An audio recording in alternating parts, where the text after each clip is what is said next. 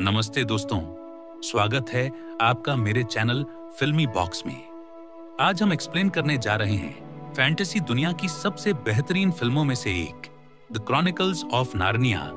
Movie की शुरुआत 1940 के लंदन से होती है, जब दूसरा विश्व युद्ध चल रहा है। जर्मन सेना लंदन पर बमबारी कर रही है। पेवेंसी परिवार, पीटर, सुजैन, एडमंड और लूसी का घर खतरे में है। एडमंड अपनी एक फोटो वापस लेने के लिए घर के अंदर भागता है, जिसे बचाने के लिए पीटर को अपनी जान जोखिम में डालनी पड़ती है। पीटर एडमंड पर चिल्लाता है, तुम सिर्फ अपने बारे में सोचते हो। यहीं से हमें दोनों भाइयों के बीच तनाव दिखता है। अगली सुबह उनकी मां उन्हें सुरक्षित रखने के लिए ट्रेन से दूर भेज देती है। विदाई बहुत भावुक है। मां पीटर से वादा लेती हैं कि वह अपने भाई बहनों का ख्याल रखेगा। बच्चे कूंभ नाम की जगह पहुंचते हैं, जहां उन्हें प्रोफेसर डिगोरी किर्क के घर रहना है। स्टेशन पर मिसेस मैक्रीडी उन्हें लेने आती हैं, जो बहुत सख्त हैं। वह साफ कहती है, किसी भी चीजों को हाथ नहीं लगाना। घर बहुत बड़ा और रहस्यमयी है। एक बारिश वाले दिन बच्चे घर में बोर हो रहे हैं। पीटर हाइड एंड सीक खेलने का सुझाव देता है।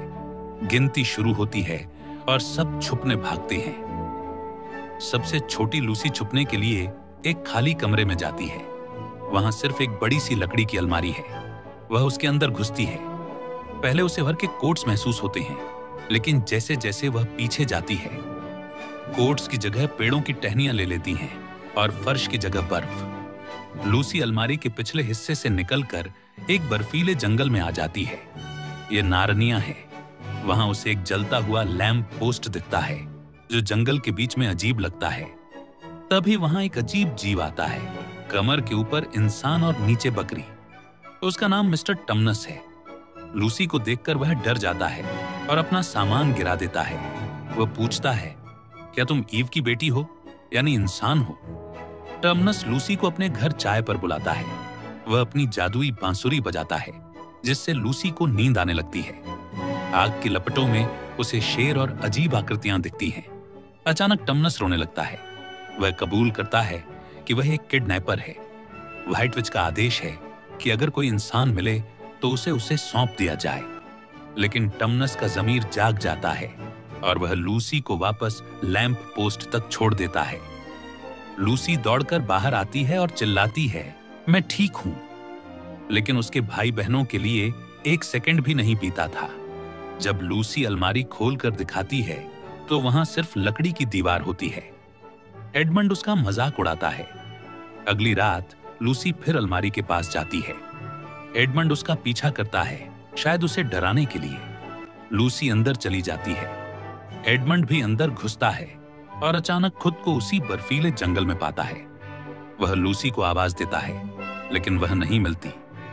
तभी घंटियों की आवाज आती है। एक शानदार स्लेज पर एक बहुत ही गोरी और डरावनी औरत आती है। यह व्हाइट विच जैडिस है। वह एडमंड पर गुस्सा होती है, लेकिन जब उसे पता चलता है कि एडमंड एडम का बेटा है और उसके 3 और भाई बहन हैं, तो उसका रवैया बदल जाता है। वह एडमंड को अपनी स्लेज पर बैठाती है और जादू से उसे टर्किश डिलाइट मिठाई खिलाती है। मिठाई में जादू है, जिससे एडमंड का लालच बढ़ता जाता है। चुड़ैल उसे ऑफर देती है, अगर तुम अपने भाई बहनों को मेरे महल ले आओ तो मैं तुम्हें नार्निया का राजा बना दूंगी। एडमंड लालच में फंस जाता है। चुड़ैल के जाने के बाद लूसी एडमंड को मिलती है। लूसी बहुत खुश होती है कि अब एडमंड गवाह बनेगा। वह बताती है कि व्हाइट विच ने नार्निया पर कब्जा कर रखा है और यहाँ 100 साल से सर्दी है। एडमंड को महसूस होता है कि उसने उसी चुड़ैल से बात की थी, लेकिन वह चुप रहता है। जब वे वापस अपनी दुनिया में आते हैं, तो पीटर और सुजैन के सामने एडमंड झूठ बोल देता है। वह कहता है, हम तो बस खेल रहे थे, लूसी बच्चे जैसी बातें कर रही हैं। इस बात से लूसी रोने लगती है और पीटर एडमंड पर बहुत गुस्सा होता है। पीटर और सुजैन प्रोफेसर किर्क से बात करते हैं कि लूसी शायद पागल हो रही है। प्रोफेसर उन्हें लॉजिक समझाते हैं। लूसी कभी झूठ नहीं बोलती और वह पागल नहीं दिखती, तो एक ही विकल्प बचता है, वह सच बोल रही है। ये एक इशारा है कि प्रोफेसर भी नार्निया के बारे में जानते हैं। कुछ दिन बाद बाहर क्रिकेट खेलते हुए एडमंड से गलती से बॉल खिड़की पर लग जाती है और शीशा टूट जाता है।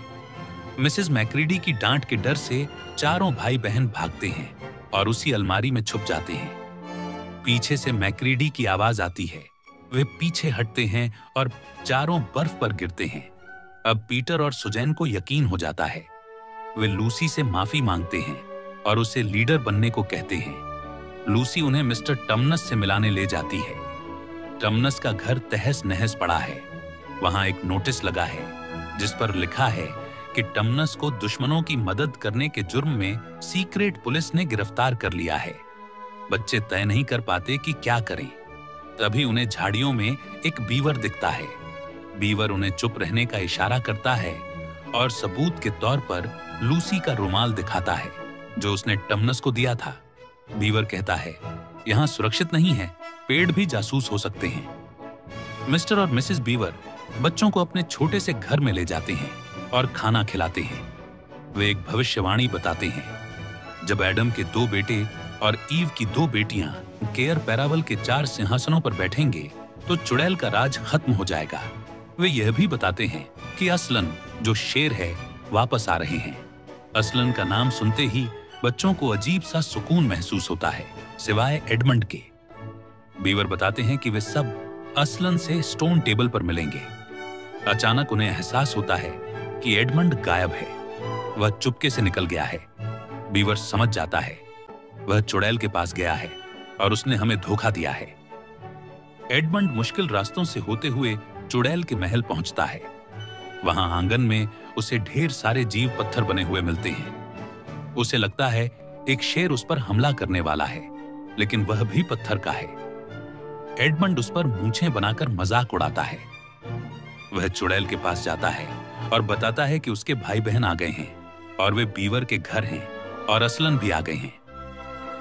असलन का नाम सुनते ही चुड़ैल डर जाती है। वह एडमंड को मिठाई नहीं देती बल्कि कैद कर लेती है। वह अपने पुलिस चीफ मोग्रिम भेड़िया को भेजती है कि बीवर के घर जाकर सबको मार डालो। इधर बीवर और बच्चे सुरंग के रास्ते भाग निकलते हैं। भेड़िए उनका घर तोड़ देते हैं। जंगल में एक लोमड़ी उनकी मदद करती है और भेड़ियों को गलत रास्ता बताती है। बाद में एडमंड को लेकर जाती हुई चुड़ैल को वह लोमड़ी मिलती है और उसे पत्थर बना देती है। एडमंड ये देखकर सहम जाता है। उसे अपनी गलती का एहसास होने लगता है। भागते हुए बच्चों को एक स्लेज की आवाज आती है। उन्हें लगता है चुड़ैल आ गई, लेकिन वो फादर क्रिसमस सेंटा क्लॉज होते हैं। उनका आना इस बात का सबूत है कि चुड़ैल का जादू कमजोर हो रहा है। वे उपहार देते हैं लूसी को एक हीलिंग जूस की शीशी और एक खंजर, सुजैन को एक धनुष बाण और एक बिगुल मदद के लिए, पीटर को एक तलवार और ढाल। अब नारनिया में बर्फ पिघलने लगी है, जो चुड़ैल के लिए बुरी खबर है क्योंकि उसकी स्लेज नहीं चल पाएगी। पीटर और बाकी लोग एक जमी हुई नदी पार कर रहे होते हैं। बर्फ टूटने लगती है। पीछे से मोग्रिम भेड़िया उन्हें घेर लेता है। पीटर अपनी तलवार निकालता है, लेकिन वह नर्वस है।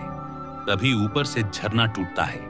पीटर अपनी तलवार बर्फ में गाड़ देता है और बच्चों को एक बर्फ के टुकड़े पर सुरक्षित कर लेता है। वे बहते हुए नदी पार कर लेते हैं। अब चारों तरफ हरियाली और फूल दिखने लगते हैं। बच्चे असलन के कैंप पहुंचते हैं। यहाँ का नजारा अद्भुत है। सेंटोर्स, लेपर्ड्स और कई जादुई जीव। तंबू से महान शेर असलन बाहर आते हैं। सब उनके सामने झुकते हैं। पीटर अपनी तलवार म्यान में रखता है और कहता है, हम आ गए हैं, लेकिन एडमंड नहीं है। वह बताता है कि एडमंड ने धोखा दिया, लेकिन यह उसकी गलती थी कि वह एडमंड के साथ सख्त था। असलन कहते हैं, जो हो गया सो हो गया। सुजैन और लूसी नदी किनारे खेल रही होती हैं कि मोग्रिम उन पर हमला करता है। सुजैन अपना बिगुल बजाती है। पीटर दौड़ कर आता है। असलन बाकी सबको रोक देते हैं। लड़कों को अपनी लड़ाई खुद लड़ने दो। पीटर हिम्मत जुटाता है और मोग्रिम को मार देता है।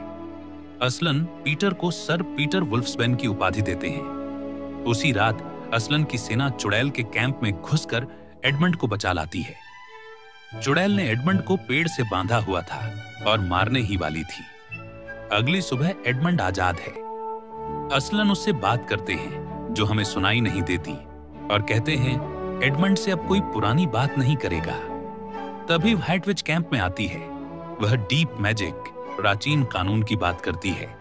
कानून के मुताबिक हर गद्दार का खून व्हाइट विच का है। अगर उसे एडमंड नहीं मिला तो पूरा नार्निया पानी में डूब जाएगा और नष्ट हो जाएगा। असलन चुड़ैल के साथ टेंट में अकेले बात करते हैं। वह एक सौदा करते हैं। एडमंड की जान के बदले वह खुद को सौंप देंगे।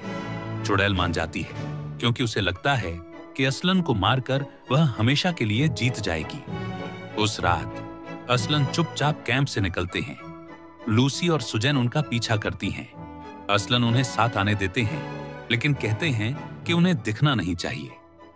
वे स्टोन टेबल पहुंचते हैं। वहां हजारों राक्षस और चुड़ैल इंतजार कर रहे हैं। असलन बिना लड़े सरेंडर कर देते हैं। चुड़ैल के राक्षस उन्हें अपमानित करते हैं, उनके बाल काट देते हैं, उन्हें बांध देते हैं। चुड़ैल असलन के पास आती है और कहती है, तुमने अपनी जान देकर उस गद्दार बच्चे को बचाया, लेकिन अब न तुम बचोगे और न वो। वह खंजर घोंपकर असलन को मार देती है। लूसी और सुजैन छुपकर सब देख रही होती हैं और फूट फूट कर रोती हैं। चुड़ैल अपनी सेना लेकर युद्ध के लिए निकल जाती है। लड़कियां असलन के शरीर के पास आती हैं। छोटे चूहे आकर असलन की रस्सियां कुतर देते हैं। सुबह होती है, लड़कियां जाने लगती हैं। तभी एक जोरदार धमाका होता है। स्टोन टेबल 2 टुकड़ों में टूट जाती है और असलन गायब हैं। तभी सूरज की रोशनी में असलन फिर से खड़े दिखाई देते हैं, जिंदा और पहले से ज्यादा भव्य। असलन समझाते हैं, डीप मैजिक से भी पुराना एक जादू है। अगर कोई निर्दोष अपनी मर्जी से गद्दार की जगह जान देता है तो स्टोन टेबल टूट जाएगी और मौत भी उसे रोक नहीं पाएगी। दूसरी तरफ पीटर और एडमंड सेना का नेतृत्व कर रहे हैं। एक भीषण युद्ध शुरू होता है। ग्रिफिन्स पत्थरों से बमबारी करते हैं। एडमंड तीरों की बारिश से बचते हुए लड़ता है। उधर असलन लड़कियों को अपनी पीठ पर बैठाकर चुड़ैल के महल ले जाते हैं। वहां असलन अपनी सांसों से पत्थर बनी मूर्तियों को जिंदा करते हैं। इसमें मिस्टर टमनस और एक बड़ा जाइंट रंबल बफिन भी शामिल है। अब असलन के पास एक नई फौज है। युद्ध के मैदान में पीटर की सेना हार रही है। चुड़ैल के पास 2 तलवारें हैं। चुड़ैल सबको पत्थर बनाने लगती है। एडमंड देखता है कि चुड़ैल अपनी जादुई छड़ी से यह कर रही है। वह अपनी जान की परवाह किए बिना छलांग लगाता है और छड़ी को तोड़ देता है। गुस्से में चुड़ैल टूटी हुई छड़ी का नुकीला हिस्सा एडमंड के पेट में घोंप देती है। एडमंड गिर जाता है। पीटर गुस्से में चुड़ैल पर टूट पड़ता है। तभी एक दहाड़ सुनाई देती है। असलन अपनी नई सेना के साथ आ गए हैं। असलन सीधे चुड़ैल पर झपटते हैं और उसे मार डालते हैं। युद्ध समाप्त होता है। लड़ाई खत्म होने के बाद लूसी घायल एडमंड के पास भागती है। वह अपनी जादुई शीशी से एक बूंद एडमंड के मुंह में डालती है। एडमंड ठीक हो जाता है और पीटर उसे गले लगा लेता है। असलन पास के पत्थरों को भी जिंदा कर देते हैं। फिर हम केयर पैरावल के महल का सीन देखते हैं। चारों भाई बहनों का राज्याभिषेक होता है। असलन समुद्र के किनारे चुपचाप चले जाते हैं। टमनस लूसी से कहता है, वह पालतू शेर नहीं हैं, लेकिन वह अच्छे हैं। कहानी कई साल आगे बढ़ती है। अब चारों बड़े हो चुके हैं और उन्होंने बहुत अच्छे से राज किया। एक दिन वे व्हाइट स्टैग का शिकार करने जंगल में जाते हैं। उन्हें वहां वही पुराना लैंप पोस्ट दिखता है। उन्हें बचपन की कुछ धुंधली यादें आती हैं। Spare room. वे झाड़ियों के बीच घुसते हैं। टहनियां फिर से कोट्स बन जाती हैं और वे धड़ाम से अलमारी से बाहर गिरते हैं। वे फिर से छोटे बच्चे बन गए हैं। कमरे में अभी वही वक्त है जब वे अंदर गए थे। प्रोफेसर अंदर आते हैं और पूछते हैं, क्या कर रहे हो? पीटर कहता है, आप यकीन नहीं करेंगे। प्रोफेसर अपनी गेंद उछालते हैं और मुस्कुराते हुए कहते हैं, मेरा यकीन तो करो, मैं करूंगा।